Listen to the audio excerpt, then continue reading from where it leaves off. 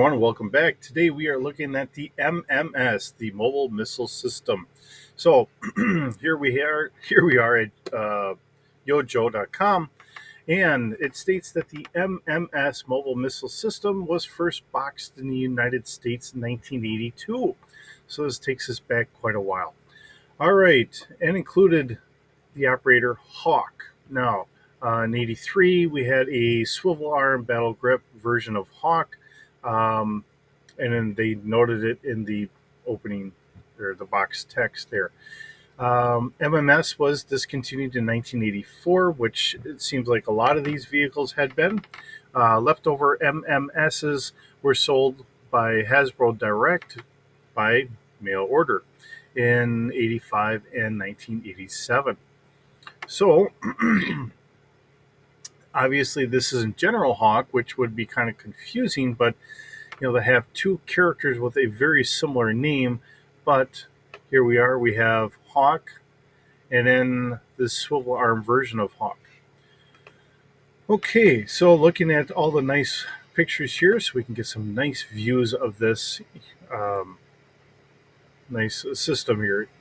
And it is an older looking missile system. I don't know if you would want to bring this forward into today's version with all of the smaller missile systems that we have available to us. But for the time, this really was a fitting look at what missile systems were. Um, and I would say in some areas maybe still are.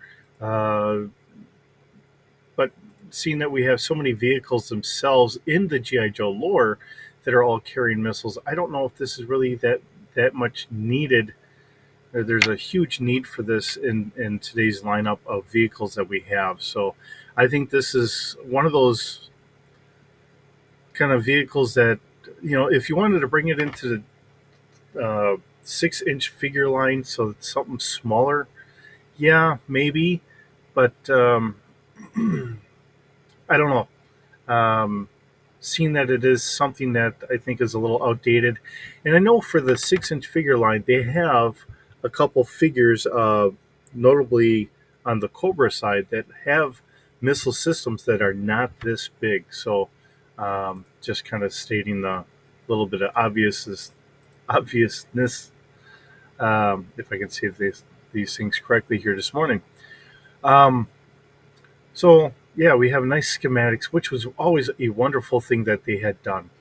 So, stating what the easily broken or lost pieces were, um, take care of the rocket pod that holds 3 missiles. It snaps into place on the turret and sometimes can be found broken off.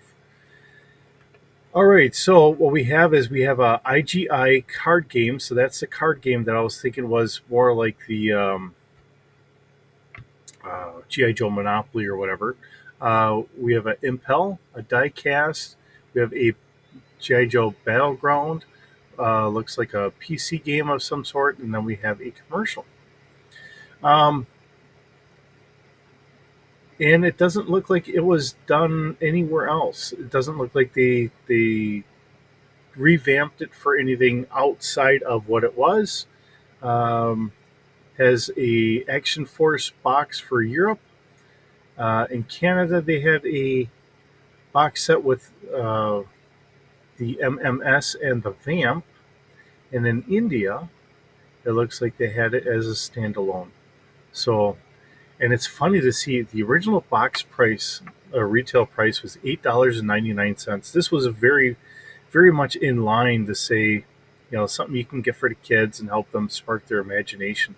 Um, it's an interesting thing to sit there and say compared to today, where um, Hasbro and them are really concerned about us adults and trying to get us to hand over our money because it just takes us back to our childhood. Um, okay, so this is an upgraded version. Instead of being 3 missiles, now it's 4. And whatever this PC game is, or phone game, or whatever this is, um, I don't know. Okay, so with Scarlet, I don't know who these other figures are offhand, and everyone else might know very well that are watching this. But yeah, there we go. For our commercial, like I said, it was only a 3 missile system originally, but then they brought it into a 4 missile. So interesting take on it. So now on, we take a look at it in our D6 version for putting this into Star Wars. Um, I put this at Walker scale. Now, I don't know if I should keep it there. I've been having the other ones at speeder scale, so why don't we change this to speeder? Because obviously, I think. Oops. All right, so we're going to change it to speeder scale. We're going to give it a length of 10 feet. Of course, it's only going to have a crew of 1, a body strength of 2, and the missiles themselves are at Walker scale. So I did that one correctly. I just didn't have the vehicle itself in the correct form. Heavy missile launcher, we have it at 7D. So always trying to ponder exactly where I should put these. Now, I could consider this the same as like a concussion missile launcher, and give it an 8D rating, which is kind of where I'm leading into this. Because sometimes when I create this stuff and then I look back at it, I always second guess myself. Did I do this how I think it should be, or maybe not, or whatever else? Now, the fire control, we do have a rudimentary. Maybe this shouldn't be up as high as it is. I honestly don't know. Maybe we're going to take that down to a 2D. I think maybe a 2D would be better, and we're going to make this the same as a concussion missile launcher. So we're going to make that an 8D at Walker scale. I think that keeps things in line a little bit better. Maybe not the best propellant in the world for long range. I mean, it does go out to 5 kilometers for maximum range. Some nice big warheads on there. I think this all kind of fits. It's another one of those. It was a small vehicle to try and help bring G.I. Joe into the living room for many kids. Something a little less expensive for the parents to be willing to purchase for the kids and all that. So it works pretty good. Bringing it into here, I think this is a system that, it can work. Maybe it's one of those things of, in our scenario. Now, thinking about G.I. Joe, we could do a couple scenarios here. So I've already thrown the one out here where, we have a system where we have a starship from Star Wars crash land onto a similar planet like Earth, and it propels them into having technology like what we see in G.I. Joe. And then you could have Cobra going against them or whatever else. Here is another look at this. Now, let's just say that we are in the Clone Wars. Because there is a Jedi Master, or at least a Jedi General, who did not feel that the clones were ready. Or maybe even if it is more based off of clones, but then he has a couple different other generals in charge. So you can kind of go off with that. So you could have, we'll say, like the 332nd Joe Force, and then you could have 338th Viper Force, or Crimson Guard, or something like that, and you could start bringing some of this stuff in and saying that they themselves, they have different fighters and all that. It was just a kind of one-off because it's what a general had preferred. Or maybe if you want to take it on the other side, that it was part of the Separatist army, and it was them and all their droids or whatever. So, because even though that there were a lot of armies that were really made up primarily of droids, it's not to say that there wasn't another army force that was more of some other sentient beings of whatever. kind of humanoids or something like that. Um, it's hard to say. Um, so, I mean, here's another angle to throw that in there. However you want to do it.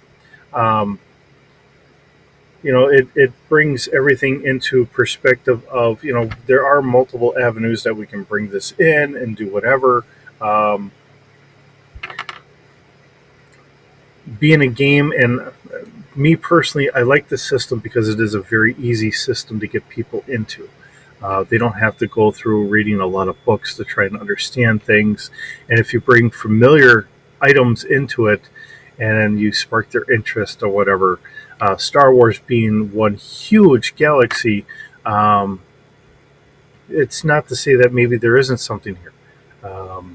And then we could combine this with something else or whatever. So, and we'll look into that in other months. This is a fun month that we're centering on bringing a little GI Joe flavor to the Star Wars universe, um, and it's just a fun concept. So, um, and I'm hoping that you're enjoying this as well, because that's what it is. It really is just a fun concept.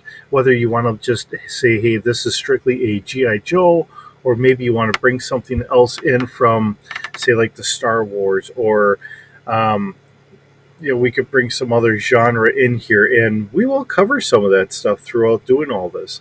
This is a very interesting thing to bring in here. Legos for doing this. I can come up with maybe little Lego sets or whatever. Uh, Works very well for doing miniatures. Uh, Collecting the bigger figures if you want to do that, or however you want to do it. Um, how do you bring the game in so people have fun and get a good couple laughs around the table that you play at? That's the fun and excitement of doing this stuff. And I know I've said it before in some of my older videos where, doing a role playing game for me is like my parents getting around the table and playing cards. So, uh, we might allot 4 hours, but we might only game for maybe an hour of it, and we have about 3 hours of just chit chatting and BSing each other, and there we are. So, and that's my view of it. It's just a fun time to get together with the guys, and then we just have some fun and be silly, um, and you just go from there. So, hope you're having a wonderful day. Thanks as always for visiting. I always appreciate it. We'll see you in the next video.